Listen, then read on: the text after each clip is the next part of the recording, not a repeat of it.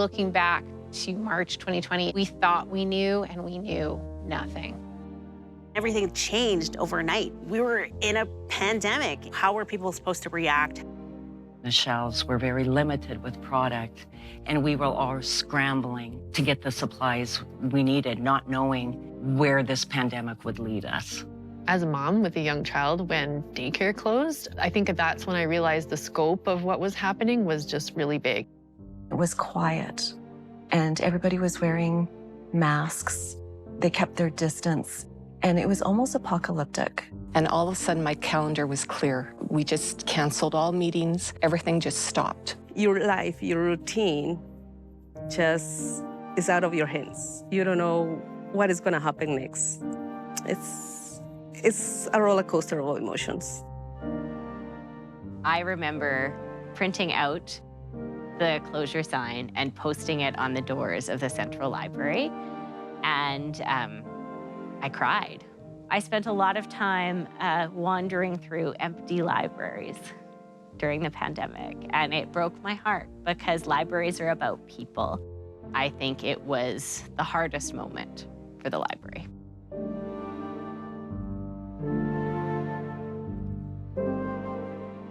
In the history of the library, we had never gone through a temporary layoff scenario. It was unheard of. When it became clear that we were going to be closed for an extended period of time, we knew we needed to make that decision.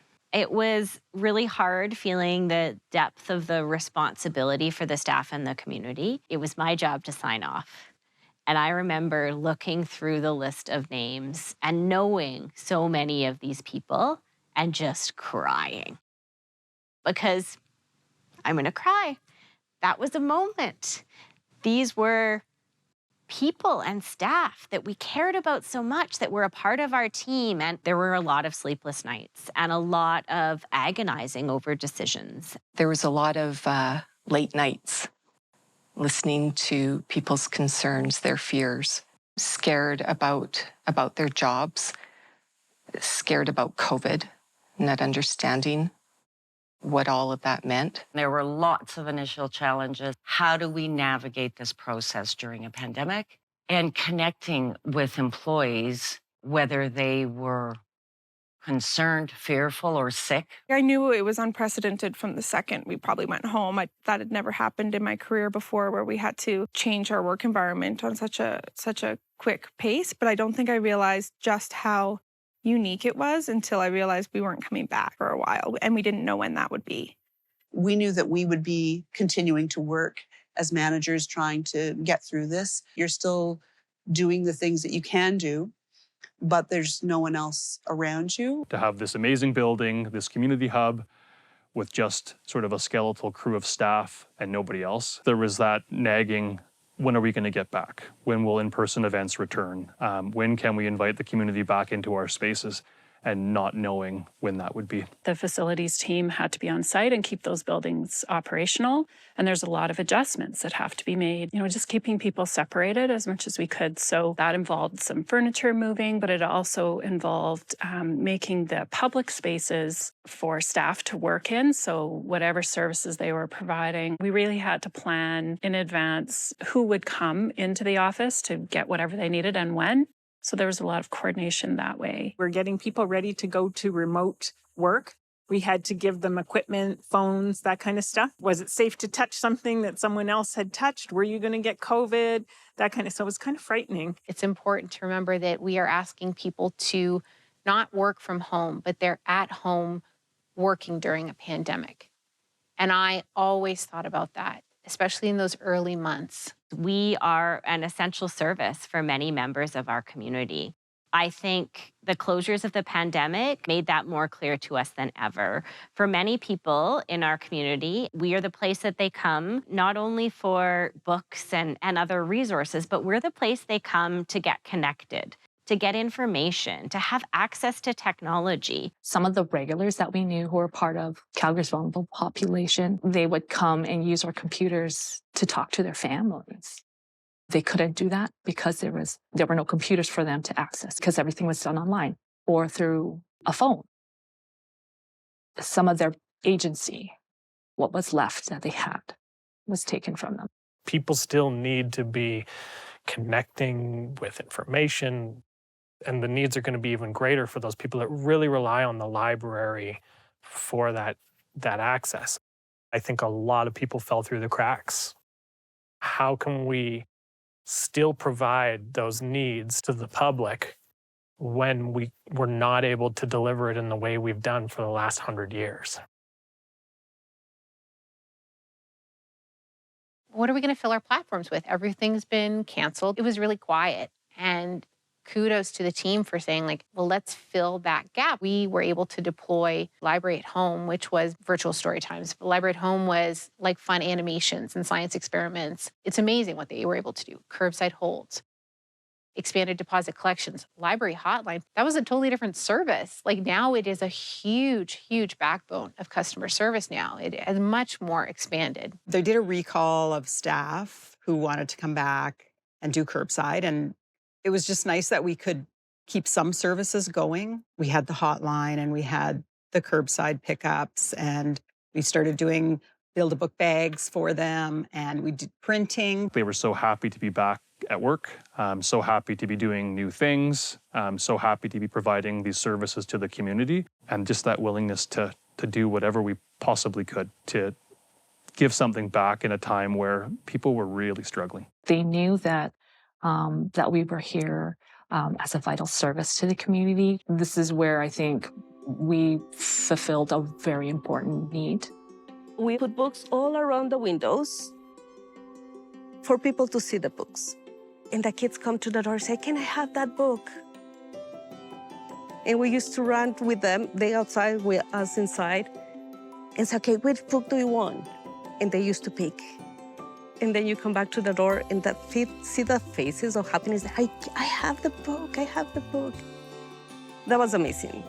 So just find ways to get to our community and make our services available. Just go think out of the box. Find the little solutions. We've tried to do bedtime story times throughout the years, but it's not necessarily the best time of day for kids. And like, do you really want to haul your kids out in their pajamas and go to the library and do all of that? So to be able to do the bedtime story time virtually, I don't know that we would have found those ways as quickly or as well if we hadn't have been forced to by the pandemic. There's been really good things that have come out of hard times. There was a lot of work that had to be done. People just stepped up and did what they had to do to make it work and get services out to our community. When we were rolling out the Chromebook lending program, the first initial thing that it was about was connection, keeping communities connected, keeping, Indigenous communities connected. So when the pandemic hit, it really changed how we communicate, how we connect, how we gather.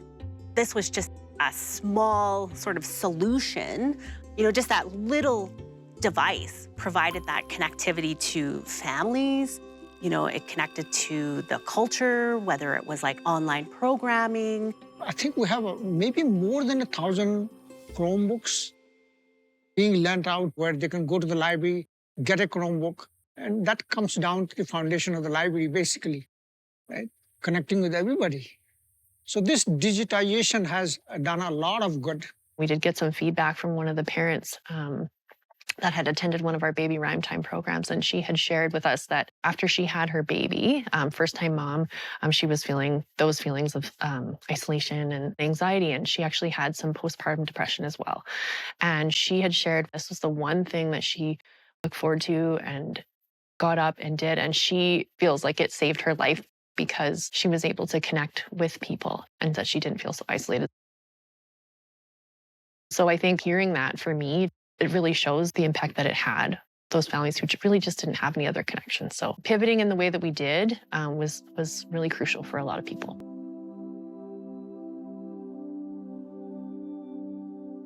When everybody did come back to work, they didn't really know what kind of work they'd be doing, the new procedures, because we had to quarantine items. We had to make sure our staff were safe mentally and physically. So there was lots of learning that the staff had to do during this time period.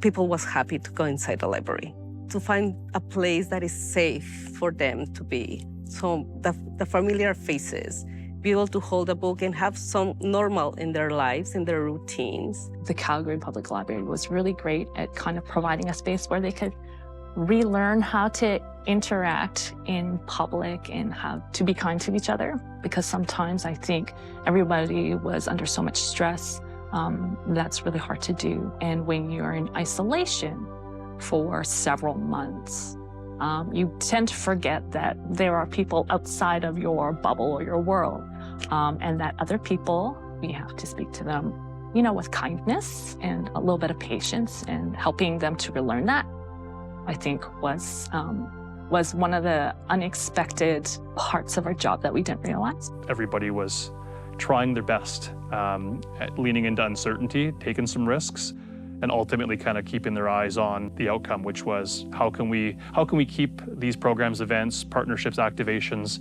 front and center during a time where we can't do any of the things that we've been known to do together for a number of years.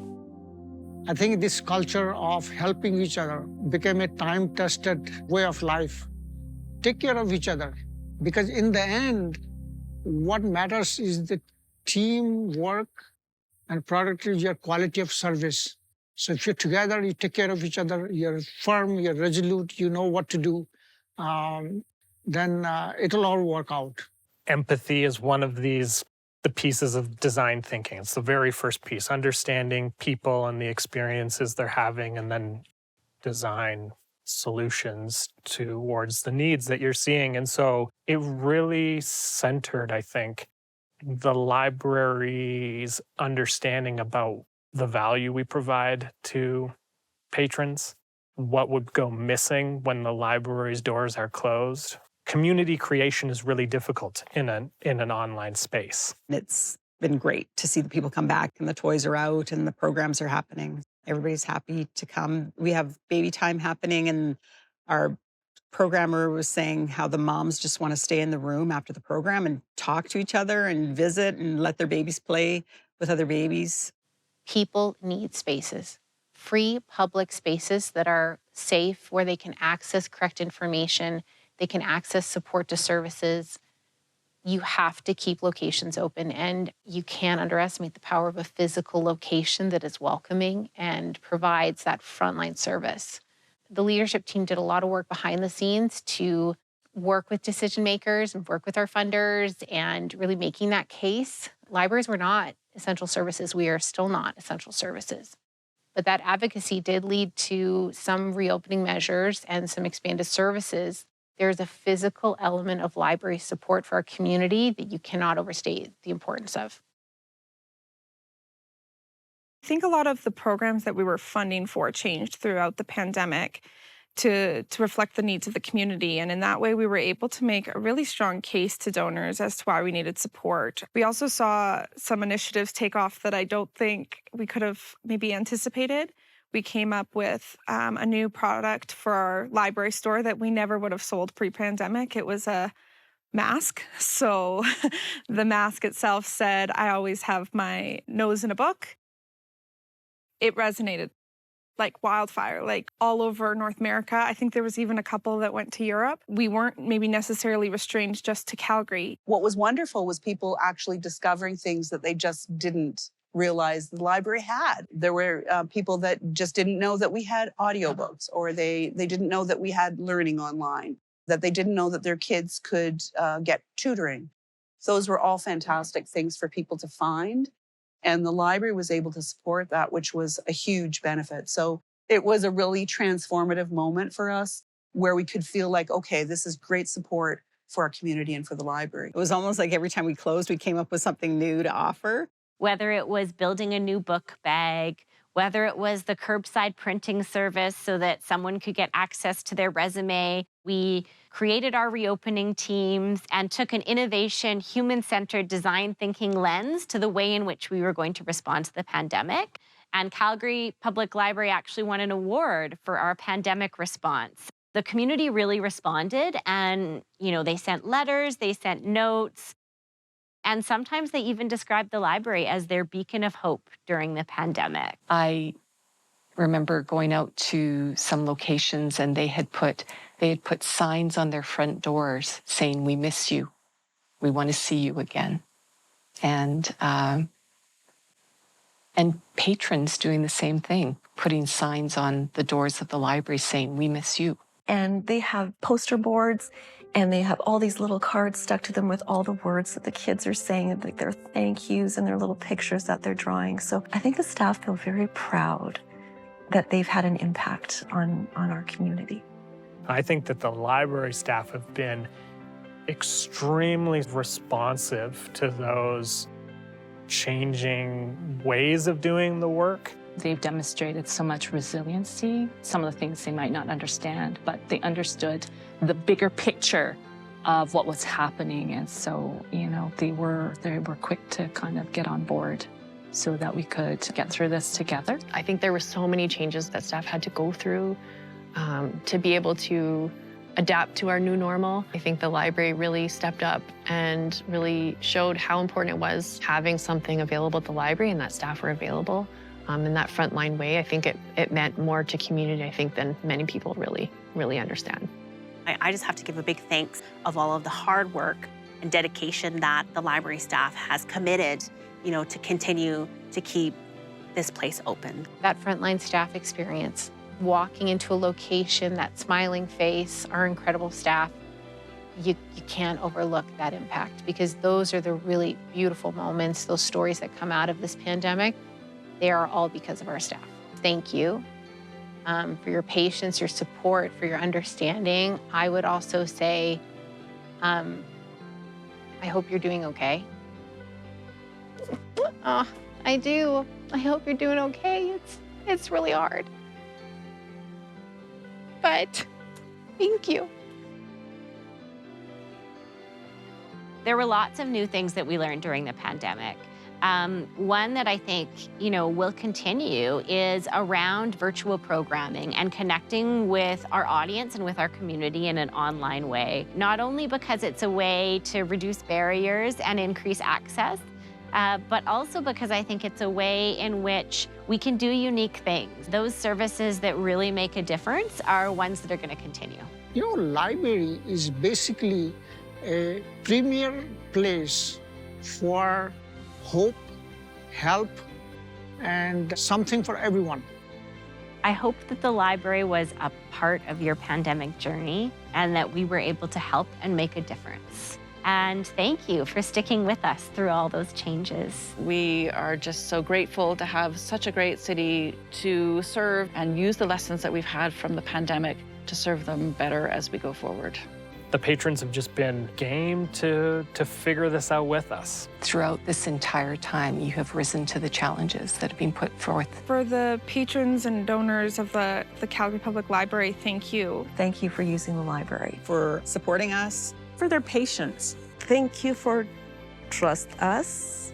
Thanks for growing with us. Thanks for being patient with us. Thanks for giving us opportunities to try new things, to make mistakes, to listen to what it is you need, and to find ways to give you something in a time where everything was being taken away from you. Thank you for continuing to utilize the library services, for sticking with us when things were challenging and we were kind of finding our way. I just feel so good about what we do in our libraries, and feeling that energy has been the best part of all of this, seeing people back in our spaces. I'd say to every member, to every volunteer, to every partner, to every sponsor, donor, thank you for standing by us and supporting our staff and practicing kindness. Thank you. We don't have a word for it in Blackfoot. We go like this. Thank you for sticking with us through all those changes. Thank you for supporting the library. And thank you for coming back and being a part of our community. The pandemic really divided people in a new way. We were isolated in our homes, and we weren't able to be together. And as we move forward, the library is a place for community. The library is a place for you to come and meet your community, and it's a place for us to heal, and it's a place for us to look forward together. So I hope to see you at the library.